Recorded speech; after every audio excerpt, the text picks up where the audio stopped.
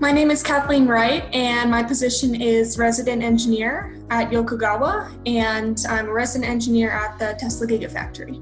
I would say that I'm playing my part in trying to make the best decisions with my personal life and my career to try to benefit the world in as many ways as possible.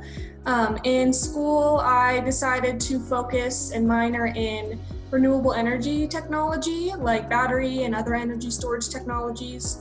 And I would say I've always kind of wanted to incorporate that into my career, and I can do that at Yokogawa because my current position right now is at the Tesla Gigafactory, where they make the batteries for the Tesla cars at Panasonic Energy of North America. So every day I get to play a role in them making the most amount of batteries that are made in the world right now, and I can use Yokogawa products to help them accomplish their goals, their quality goals, using the WebFreq system that Yokogawa makes, and it's really interesting to see on a daily basis the impact that has on the world, the positive impact. And then aside from that, I'm also a professional member of Society of Women Engineers. I just recently joined the professional chapter after having been part of the collegiate chapter for 4 years at school, and just recently became the secretary of the professional chapter. And in that, I get to see a huge difference being made in the community of the local chapter here in Reno, Nevada. We do a lot of STEM outreach with young girls that are in high school and middle school, teaching them different things about STEM careers, STEM programs, teaching them about science, doing experiments with them, volunteering, going into schools and teaching young kids about their different career options. And not only that, but a lot of scholarships we give to high school and collegiate girls, and we are very involved in the community in that way.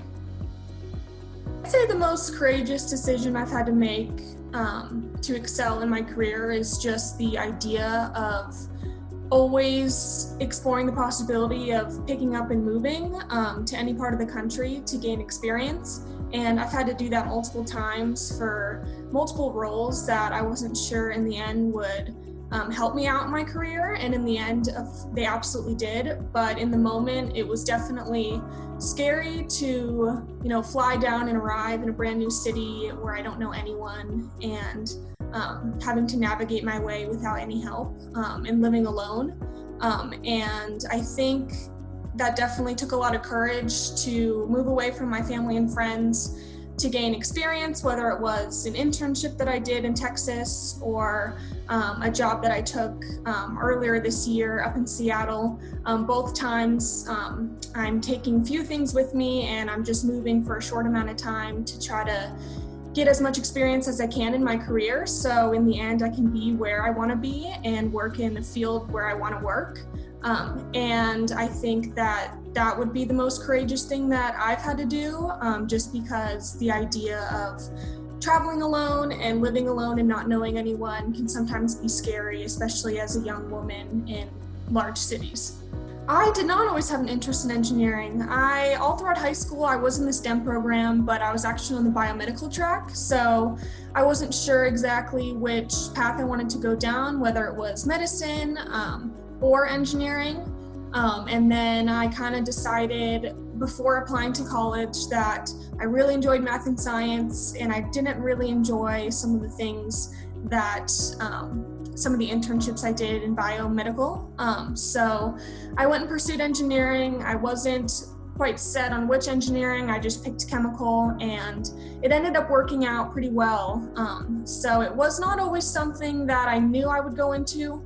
I have a very scientific family, and my dad has always been very interested in science and space and aeronautics and physics and stuff like that. So he always encouraged me to be more science-based and do science experiments and stuff like that. And I thought engineering would be the best way to be able to do that for the rest of my life. And it's worked out really well. I love my career. I feel like I have so many options of things that I can do and paths that I can pursue. So I'm glad that I decided to do engineering and stuck with it. The people that have elevated me the most are the ones that have been directly involved in my life. I don't really have a specific historical or famous person in mind that has consistently been my role model for the years that I've pursued engineering. I would just say the women in my life that have consistently built me up and encouraged me to do my best have been the ones that have been the most prominent. For example, my mom, she's always been very independent and has had a great career, and I think her independence and strength has definitely inspired me to also be strong and independent. And she's always taught me great life lessons and has always encouraged me in anything that I wanted to pursue. And she's always been there for me when I needed her, and has even encouraged me to quit if that was the path that I wanted to take. And same with everyone else in my family, my sister and my dad, they both have always been there for me and have encouraged me to do my best and pursue a great career. My interest in engineering, like I said before, did kind of stem from my dad always being interested in science, and he's always been super excited anytime I've told him any career update or any career interest. He's always known everything about it and encouraged me to definitely pursue every opportunity that I had. And then finally, I would just say going through school, seeing my different classmates that were older or younger than me, see them succeed and get different roles in different companies throughout the country. I think that has always been really great motivation for me to try to also pursue the best opportunities and try to walk in their footsteps. Seeing someone that I graduated go pursue an awesome career at a place like NASA, that has always encouraged me that anyone, if you work hard enough, can have a great career and do great things for the world. My classmates that are younger than me, I've always kind of used them as a great way to teach them the things that I've learned, and encourage them to do the best in their career and the best in school. And I think teaching them those things and telling them my experiences has also elevated me to do better in my career.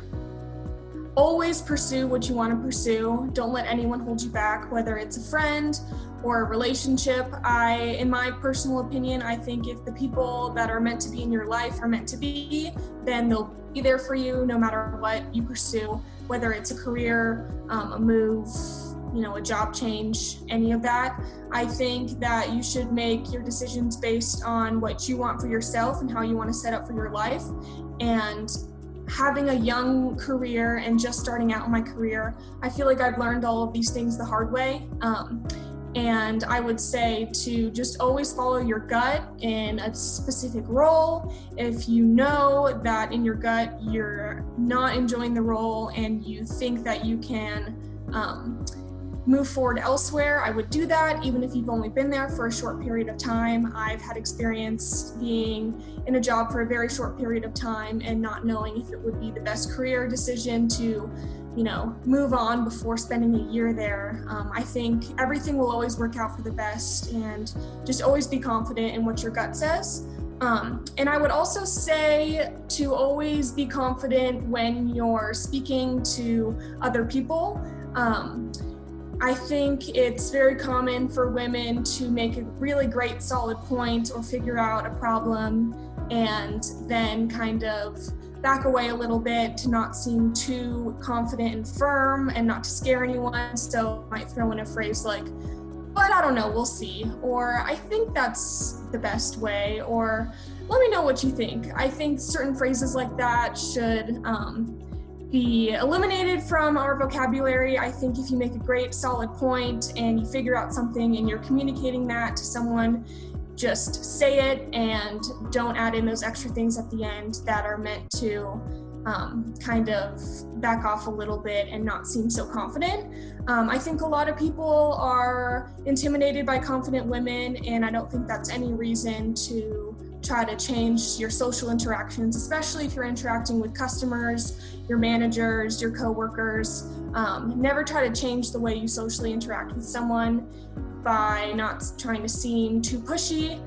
Sometimes women will get thought of in different ways if they're confident and pushy versus men that are confident and pushy. And I think that that's definitely improving and changing in the current world we live in. And it's only doing that because women in different stages in their career are learning these things and remaining confident and being solid in their choices. My name is Kathleen and I shape the world.